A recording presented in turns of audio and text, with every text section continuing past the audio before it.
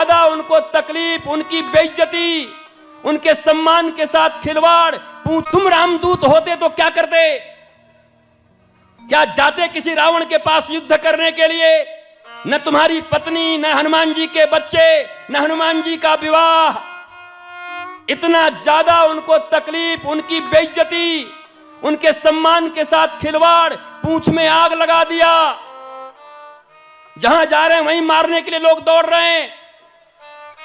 तुम जाओगे, तुम जाओगे, तुम जाओगे। तुमको तो अच्छा सोफा न मिले तो 500 गाली दे जाओगे। हैं? शाम को भोजन ठीक न मिले तो आयोजकों के साथ साथ गुरुजी का भी उद्धार कर जाओगे। क्या है बताइए, ये कोई व्यवस्था है? ऐसी व्यवस्था होती है?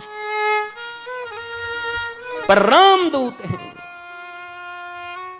जानकी का खोज मतलब शांति का खोज है। वो 7 स्टार में अपनी शांति को नहीं देख रहे हैं, ये तत्कालीन आया है। और ये इतने ही बड़े शांत होते तो समुद्र में छुप के क्यों बैठे हुए हैं चाचा जी हमारे? इतना सोना है तो खुद ही क्यों छुपे हुए? मुंह भी बाहर नहीं निकाल रहे? हनुमान जी ने प्रणाम किया। सीखो हनुमान जी से, रिश्तेदारों को भड़काओ मत। जो कहें, अरे तुम क्या कर रहे हो, सब ज्यादा भक्ति तो नहीं करते? हाँ दीदी, मैं भी यही सोच रही हूं, कहीं भक्ति में ज्यादा मन लग गया है, भला हुआ आप बता दी, अब हम घर में थोड़ा ध्यान देंगे। अच्छा दीदी प्रणाम। पिंड छूटी नहीं, वो मंथरा बन जाएगी, तेरे माथे पे सवार हो जाएगी। पिंड छुड़ाओ, उससे बहस मत करो। कैसे नहीं करेंगे भक्ति? हमारे गुरु के विषय में कुछ मत बोलिए, हम बता दे रहे हैं। मत लड़ाई करो, न गुरु के लिए लड़ो, न गोविंद के लिए लड़ो। बहुत कठिन है डगरपन घट की। दाएं बाएं करके भर लो अपनी मटकी। कोई लड़ने की जरूरत नहीं। काहे को लड़ो? किसके लड़ोगे? काहे के लिए युद्ध करोगे किसी से? नहीं गुरुजी, मेरे बारे में बोलता तो मुझे कोई चिंता नहीं थी, आपके लिए बोला मैं तो। हम कह रहे हैं भाई, मेरे पास भी है, मेरे पास है तो नवग्रह शांत करने के लिए है। तेरे पर तो राहु सवार हो गया, केतु। हाँ?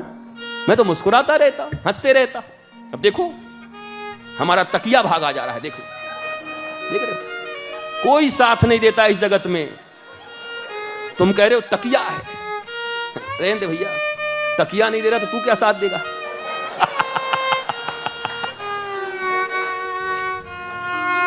हल्के लोग दुनिया में साथ नहीं देते।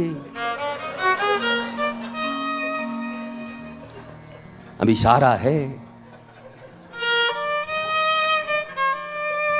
तो साइड से निकलो। लक्ष्य सीता हैं, तुम संवाददाता हो, श्री राम के दूत हो। जा रहे हो प्रभु के चेहरे पे मुस्कुराहट लाने के लिए। और अपने जीवन में अगर हनुमान जी वहां गए नहीं होते तो हनुमान जी को ये वरदान कौन देता? अजर अमर गुण कौन देता? गए तो हैं, हम राम जी का काम करने गए हैं। मिला क्या? राम जी साकेत हैं, हनुमान जी कहां हैं? यत्र यत्र रघुनाथ कीर्तनम तत्र तत्र कृतमस्तकांजलम।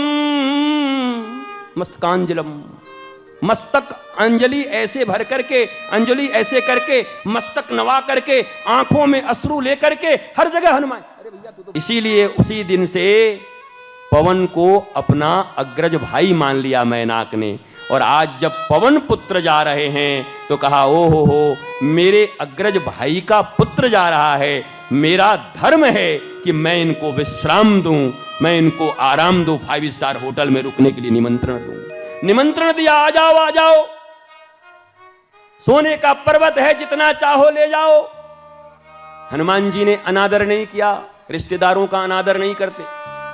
रिश्तेदार परिवार का अनादर करोगे, भक्ति कभी नहीं करने देंगे। उनसे तो पिंड छुड़ाना होगा वो तरीके से, समझ गए? जड़ भरत के क्रम में ऐसा हुआ था। जड़ भरत ने क्या किया, उनको कोई कुछ करने ही नहीं दे, तो उन्होंने एक सिद्धांत बनाया।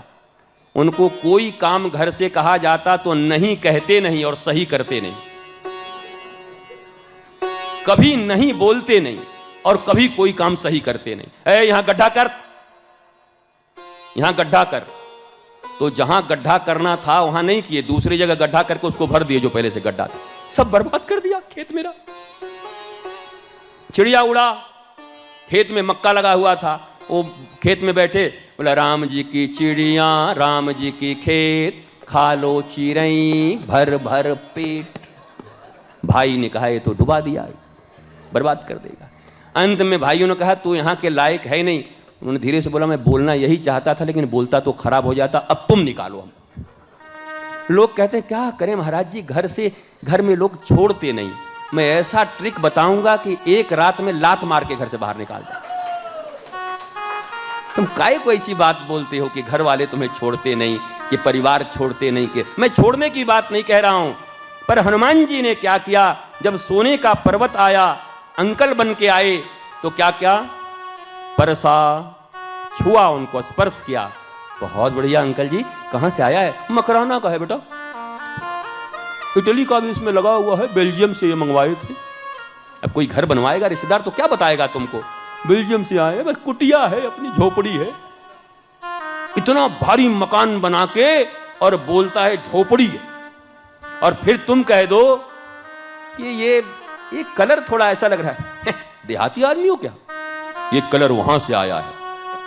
और तुम कह दो थोड़ा छोटा है, ये छोटा लग रहा है, इस शहर में इससे बड़ा मकान नहीं है। अबे तू ही तो झोपड़ी बोला है, हमारी कुटिया में आ जाइए।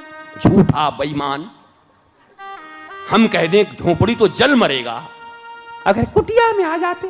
कुटिया तो हमारे आनंदम धाम में आओ, झोपड़ी हमारे आनंदम धाम में आज भी 21वीं सदी में है, जहां लाइट्स नहीं है, दीपक जलते हैं। रोज 1000 दीपकों से आरती होती है ठाकुर जी की। जब आओगे लगेगा 5000 वर्ष पहले वृंदावन में आ गए। झोपड़ी तो वहां है, कुटिया तो वहां है।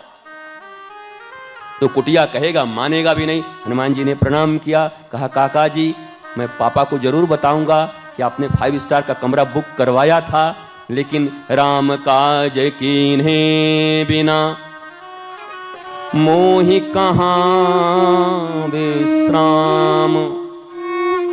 और हमको पता है कि राम काज करने में भी रावण मिलेंगे। कौन मिलेगा वहां? रावण से मिलना कोई अच्छी बात है। और ऑलरेडी यहां 7 स्टार होटल मिल रहा था। हमारे आपके ऐसे दूत होते तो कहां जाते? अब काम वगैरह तो होता रहेगा, थोड़ा आराम हो जाएगा।